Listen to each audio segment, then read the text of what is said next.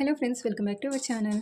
So ఈరోజు లంచ్లో దోసకాయ పప్పు చారు చేస్తున్నానండి. సో అలాగే మీతో కూడా వీడియో షేర్ చేసుకోవాలని వీడియో అయితే తీస్తున్నాను అనమాట. ఇది వచ్చేసి నార్మల్ కందిపప్పు అండి. మీరు డైలీ రెగ్యులర్గా ఎంత యూజ్ చేస్తారో దాని అకార్డింగ్ తీసుకోండి. ఇక్కడ నేనైతే 1.5 కప్ తీసుకున్నాను అనమాట. సో ఈ కప్పుతో ఇప్పుడు దీన్ని శుభ్రంగా 1 లేదా 2 సార్లు వాష్ చేసుకోవాలి. సో శుభ్రంగా వాష్ చేసుకుని ఒక 2 గ్లాస్ వరకు ఇందులో వాటర్ కూడా తీసుకున్నాను. వాటర్ ఎక్కువ తీసుకోకూడదండి ఇందులో, లేదంటే మొత్తం బయటికి వచ్చేస్తుంది అనమాట. ఆయిల్ వేస్తాం అయినా కానీ బయటికి వచ్చేస్తుంది. సో ఇక్కడ చూడండి, ఇన్ని వాటర్ తీసుకున్నాను అనమాట. ఇప్పుడు ఇందులో పసుపు వేసుకోవాలి. సో ఒక 1/2 టీ స్పూన్ వరకు పసుపు, కారం పొడి. సో 1 టీ స్పూన్ ఫుల్గా కారం పొడి వేస్తున్నాను. సో ఇక్కడ ఒక 6-7 టమాటాలను తీసుకున్నానండి. సో చిన్న చిన్నగా ఉన్నాయి కాబట్టి ఇక్కడ 7 తీసుకున్నాను. ఓకేనా, ఇవి కట్ చేసి వేసుకోవాలి.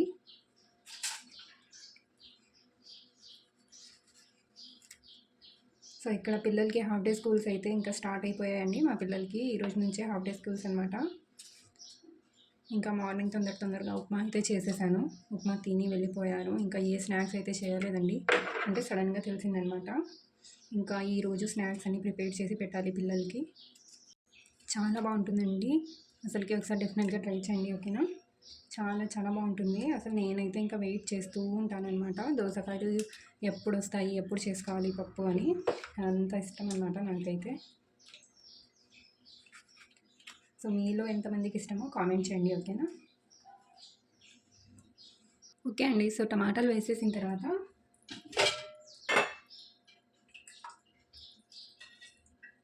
ఇందులో 1 టేబుల్ స్పూన్ వరకు ఆయిల్ వేసుకోవాలి.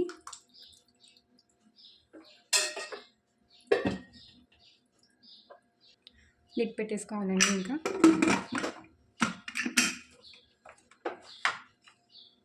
ఓకే అండి. సో కొద్దిగా చింతపండు తీసుకొని ఒకసారి శుభ్రంగా వాష్ చేసుకొని నానబెట్టేసుకోవాలి. ఓకే అండి. సో ఇక్కడ 2 దోసకాయలు అయితే తీసుకున్నాను. ఓకేనా, ఇక దీన్ని కట్ చేసుకుందాం. ముందుగా పీల్ చేసుకోవాలండి ఇవి. సో ఇలా మొత్తం పీల్ చేసేసుకోవాలి. సో ఇలా పీల్ చేసుకున్న తర్వాత ముందుగా ఇలా కట్ చేసుకొని రబ్ చేసుకోవాలి. ఇలా రబ్ చేసుకుంటే ఇందులో చేదు ఉంటే పోతుందంట. సో ఈ టిప్ మీరు కూడా గుర్తుపెట్టుకోండి. ఓకేనా, ఇలా 2 సైడ్స్ రబ్ చేసుకోవాలి. ఒక్కోసారి దోసకాయలు చాలా చేదుగా ఉంటాయి కదండి. సో ఇలా రబ్ చేస్తే ఆ చేదు మొత్తం పోతుందంట. సో రబ్ చేసుకున్న తర్వాత వీటిని ఇలా రౌండ్గా కట్ చేసుకోవాలి. ఓకే అండి. సో అన్నీ ఇలా కట్ చేసుకున్నాను అనమాట రౌండ్గా, చూస్తున్నారు కదా. సో ఇలా కట్ చేసుకున్నాం కదండి, ఇందులో వాటర్ వేసుకోవాలి. ఓకేనా, వాటర్ వేసుకొని ఉడికించుకోవాలన్నమాట. వాటర్ వేసుకొని హాఫ్ బాయిల్ చేసుకోవాలి.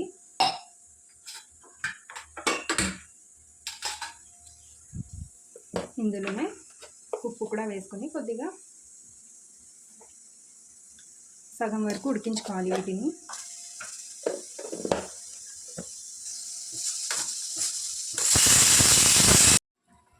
ఓకే అండి. సో ఒక 4-5 విజిల్స్ తర్వాత చూపిస్తున్నాను. సో పప్పు ఉడికిపోయింది. సో ఇలా ఉడికిపోయి ఉంటుంది కదండి. ఇప్పుడు దీన్ని బాగా మెత్తగా మ్యాష్ చేసుకోవాలన్నమాట. ఓకేనా, ఇలా పప్పు గుత్తితో మెత్తగా మ్యాష్ చేసేసుకోవాలి. So mash చేసేసుకున్నానండి. మ్యాష్ చేసుకున్న తర్వాత ఇందులో ఒక హాఫ్ ఆనియన్ వేసుకుంటున్నాను. సో ఇలా కట్ చేసి వేసుకుంటున్నానండి నేనైతే. ఓకేనా,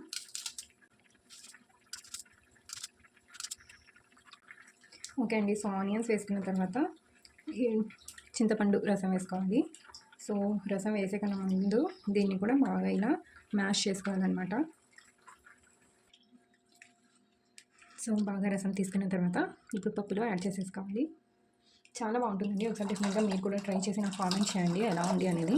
డెఫినెట్గా మీ అందరికీ కూడా నచ్చుతుంది. ఓకేనా, సో ఇలా ఓకే అండి. సో పప్పుని ఇందులో అయితే ట్రాన్స్ఫర్ చేసేసుకుంటున్నాను. సో ఇందులో వాటర్ క్వాంటిటీ మీరు చూసుకోండి. నేను ఇంకా గ్యాస్ అయితే ఆన్ చేయలేదన్నమాట. సో పక్కన బాయిల్ అవ్వడానికి పెట్టాం కదండి దోసకాయలు, అవి కూడా బాయిల్ అయిపోయాయి. ఇప్పుడు ఇవి కూడా ఇందులోనే వేసేసుకోవాలి. సో ఇందులో ఉన్న వాటర్ మొత్తం ఇలా డ్రైన్ చేసేసి వేసుకోవాలి. ఓకే, గ్యాస్ ఆన్ చేసేసుకోవాలి. ఇంకా ఇప్పుడు ఇందులోనే ఉప్పు, రుచికి సరిపడినంత ఉప్పు కూడా వేసుకోండి. ఓకేనా, తర్వాత తక్కువ పడితే మళ్ళీ వేసుకోవచ్చు తక్కువ అనిపిస్తే.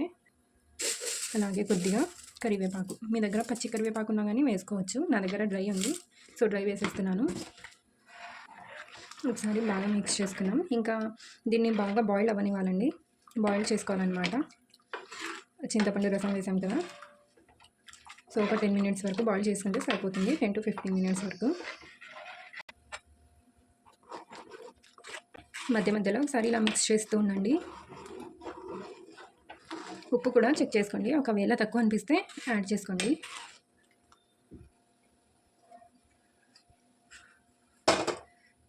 సో మీలో ఎంతమంది చేస్తారండి దోసకాయ పప్పుచారు, నాకు కింద కామెంట్ చేయండి. ఓకేనా, అలాగే మీరు ఏ ప్రాసెస్లో చేస్తారనేది కూడా చెప్పండి. ఓకేనా, నేను కూడా ట్రై చేస్తాను ఆ ప్రాసెస్లో. సో బాగా బాయిల్ చేసుకోవాలన్నమాట.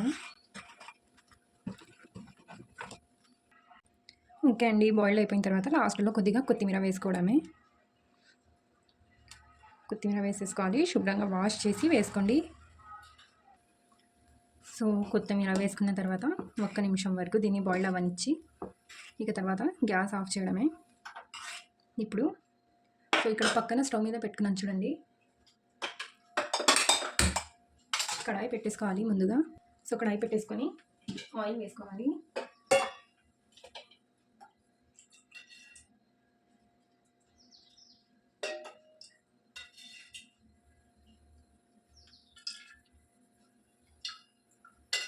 సో ఇక్కడ ఒక 2-3 టేబుల్ స్పూన్స్ ఆయిల్ అయితే తీసుకున్నాను. ఆయిల్ కొద్దిగా హీట్ అయిన తర్వాత ఇందులో ఆవాలు, జీలకర్ర వేసేసుకోవాలి.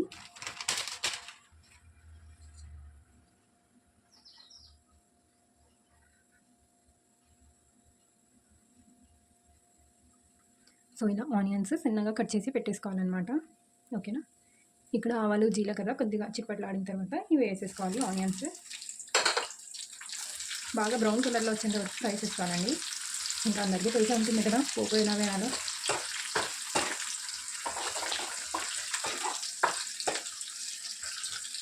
సో ఇక్కడ పోపులో ఇంకా మీరు ఏమేమి వేసుకుంటారో మీ ఇష్టం అండి. ఓకేనా, సో ఇలా బాగా బ్రౌన్ కలర్లో ఆనియన్స్ వచ్చేంత వరకు ఫ్రై చేసుకోవాలి.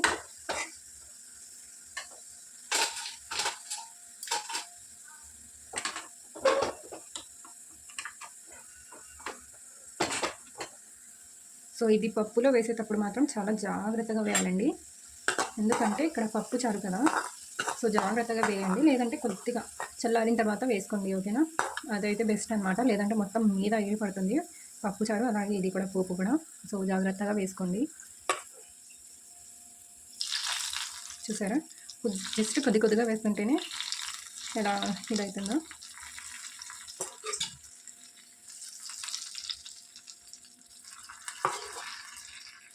సో ఇలా నెమ్మదిగా వేసుకోండి. ఓకేనా,